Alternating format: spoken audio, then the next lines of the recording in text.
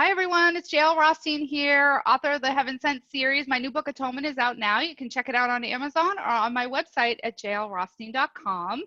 Thanks for joining us today with the segment 3 Questions With. I have a very special guest here today, fellow reader, fellow author, L Garcia. So welcome to the show, Al. Hi everyone. Hi JL. I love you. I love your book. Thank you for inviting me. I'm so excited to have you on the show. So Al and I are Twitter friends, we're Instagram friends, we're friends all over social media, and she's a huge reader, a lover of books. She reads constantly, she reviews, and we started chit-chatting about how you decide what to read, how you go about reviewing, what gets reviewed, what doesn't get reviewed, and I thought it would be a great segment for the show because we have so many authors out there that watch. But before we get started, and in full disclosure for people, Al just had a book that launched. This is nonfiction. It's called Broken Things. So Al, why don't you tell us just a pinch about it and where people can get it? Okay, so Broken Things is on Amazon and Silver Street Media. It's an ebook as well on both sites. So it's only $3.99 for the ebook. I wanted to make it as affordable as possible for everyone. Basically, it's a very personal narrative about abuse that I survived at the hands of my father. And so I just wanted to tell everyone my story. And it's very, very strong, abuse. So it's really tough for some people, but I really feel this is such an important topic because this happens to children all the time. It's happening right now as we speak. I never got justice from my abuser. He could be abusing someone right now. And it always breaks my heart to think of that. And so that's the reason I wrote Broken Things, just to have more awareness and hoping that anyone who reads it might feel that they should have more conversations or be more aware of the fact that this type of abuse happens to children right under our noses. And many times we don't know that it's going on. Yes. And it's beautifully written. I've purchased it. I've reviewed it. So you should go out on Amazon. I got it on Amazon. So people should go out on Amazon and take a look at the review to get a feel for the book. I thought it was so well done. So well done, in fact, that we'll have Al come back and talk more in depth about the writing of that book and the topic of that book. And full disclosure for people, it is heavy material, but beautifully written and absolutely worth the read. And I hope everybody goes and checks it out.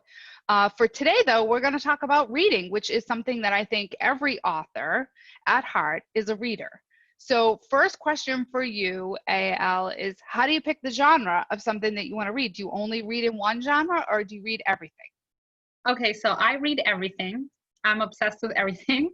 I even, believe it or not, I even read like really deep textbook, historical texts. I'm obsessed with research also. So I read everything. But the first genre that I fell in love with was like crime, detective, mystery solving. Yes. Like suspense, like crime novel suspense books. Yes. So I don't just go for that genre. Basically, before I joined Twitter and before I knew more about the writing community online, I would go to like Barnes and Nobles or a bookstore or even a used bookstore. I used to go to a lot of used bookstores sometimes. And I would just read the back covers. I would just go into all different types of genre, and back covers were such a big thing for me because that's really how I would choose the book. Nowadays, since 3 weeks ago, when I joined Twitter, I've kind of been doing this thing where I just pick some at random, or I tell people to post their links, and then I'll pick from there. I'll pick 3, and then I'll pick 3 random ones just to see what's out there. Because when you pick those, do you find that you go out and you do the equivalent of what you did in the bookstore, which is to read the blurb before you decide you're going to read them, or do you pick those 3 random ones and you read them? The 3 random ones, so I give people a chance. So like I just pick 3 random ones, just I screenshot the first one I see or something like that. But the ones I choose myself, I will read the blurbs and choose. Okay, so it's the back cover for you. So that's really gut instinct, right? You read the back blurb and you say, oh, this sounds like something I would like, or oh, Yes. this kind of speaks to me at a certain sort of base level. How Hmm. much does the cover matter to you? The cover matters to me. Obviously, I'm very I get influenced a lot by the plot of things. Yep. So if I see a good plot, I'll be like, oh, I have to know what's going on here. But a very like popping cover might like lead me to look at the book, right? But it won't cause me to want to read it. So it'll just grab my attention, and then if the blurb or whatever about it is interesting, then I'll definitely get it.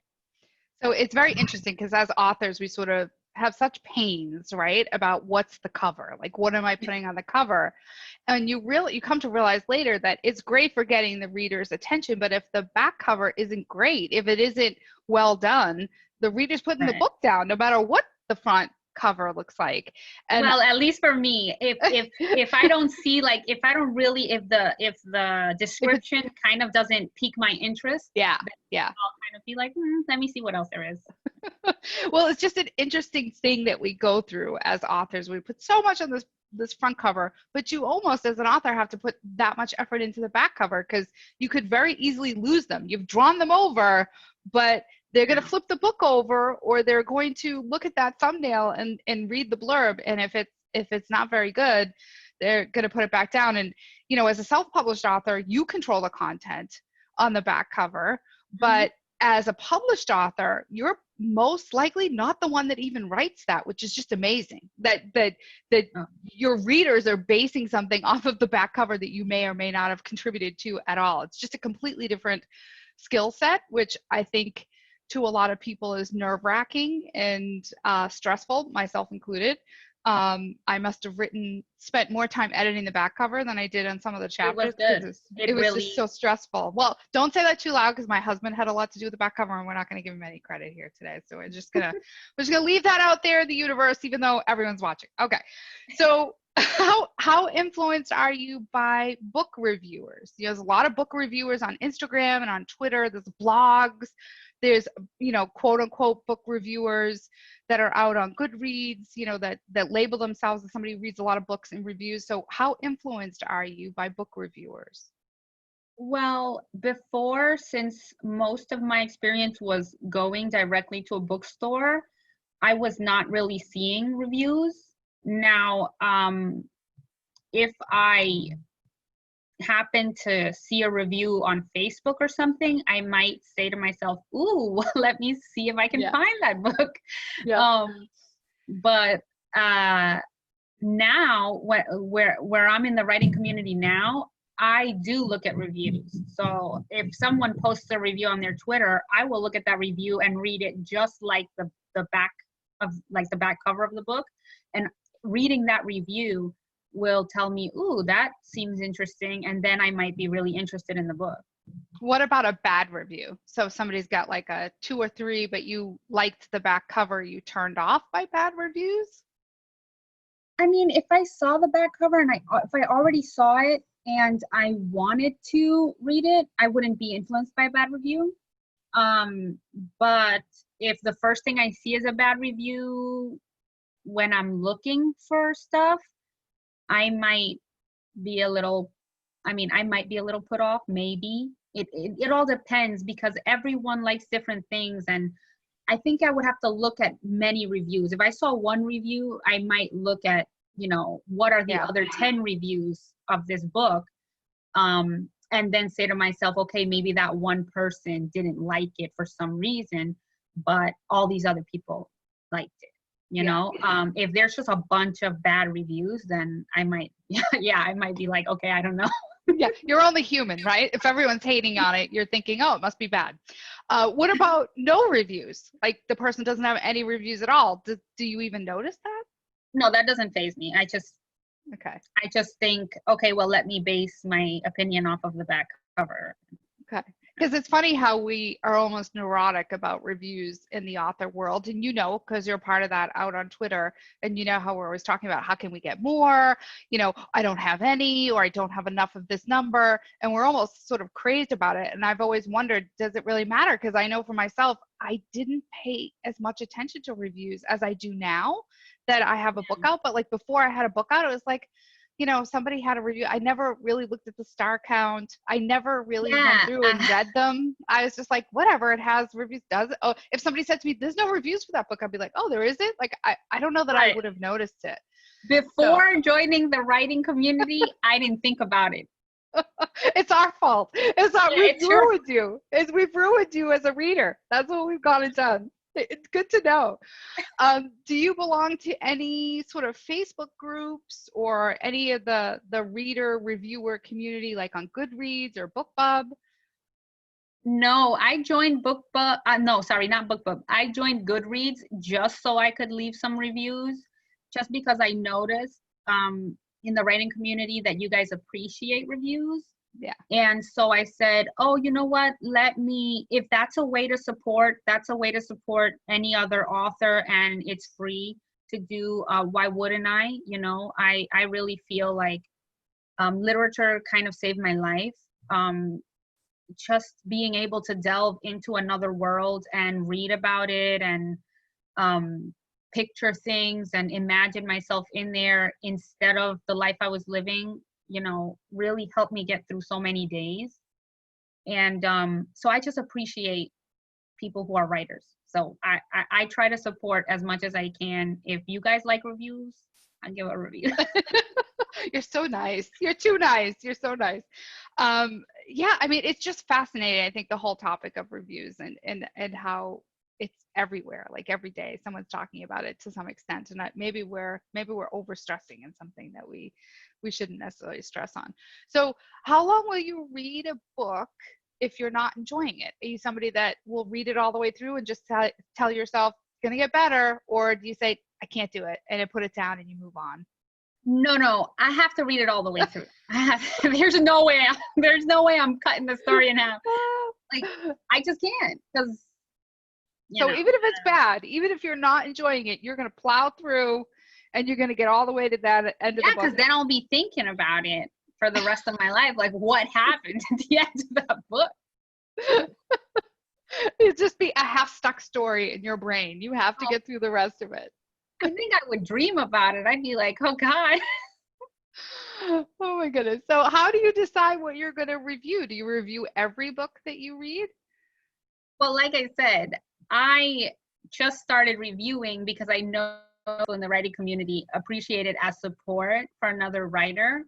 I will review it and I will let people view my review before I share it. Yep. And just because I'm here to support, like if you didn't like my review, I don't have to post that. But those are my I let them know. I think that's so nice. I mean, the average reader is obviously not doing that, and so there's an influence there of the community that you're in. So how about self-published work? Like before you were involved in this community, did you read a lot of self-published work? I never knew if books were self-published or not, because I wasn't really thinking about it. If I had a friend that published something, I would buy it just because well, obviously I like to support my friends, but also I'm always interested. I feel like you get to know people better by their work, So if I'm your friend and I read something that you wrote, I will feel like, oh, I think I know you a little bit better, Yep. But I never was thinking if something is self-published or not. I never thought about that. Yeah, it's interesting I think the same thing. Like before I was part of this world, I never looked that up. So I never looked and said, oh, this is through Penguin, or, oh, this doesn't have a name, it must be self-published. Like I wouldn't have noticed that. There have been times I've noticed the writing is not as good, and then that might cause me to go look and then be like, oh, it's self-published and this person must not have invested in an editor. And I would have come to the conclusion, but on the outset, I wouldn't have looked for that. So that that's very interesting. So just to wrap up, and maybe as a final question, do you want to share what you're reading right now? What are you reading right now? Okay, so I'm reading Shadows Tamed by, Oh, yes. yes, you know who it's by, Rachel. Um, so, I just talked to Rachel. I love her. So that's a great yes, pick. so that's what I'm reading now. How very Um, exciting. That's another indie author. So that's always so very exciting. You've been such a support to the indie author community. So I can't thank you enough for that. But thank you so much for doing this with me. This has just been so much fun. I feel like we could sit here and talk all night just about books and about different topics. So thanks everyone for tuning in. And now you know, if L Garcia asks you for an idea of what to read next, you know she could possibly read your book and love it and give it a review. And please, please go out to Amazon and check out her book, Broken Things. Much success to you, AL, with the book and everything going forward. And thanks again for coming on the show. Thank you so much for inviting Bye, me. I love you. everyone. Bye. Bye.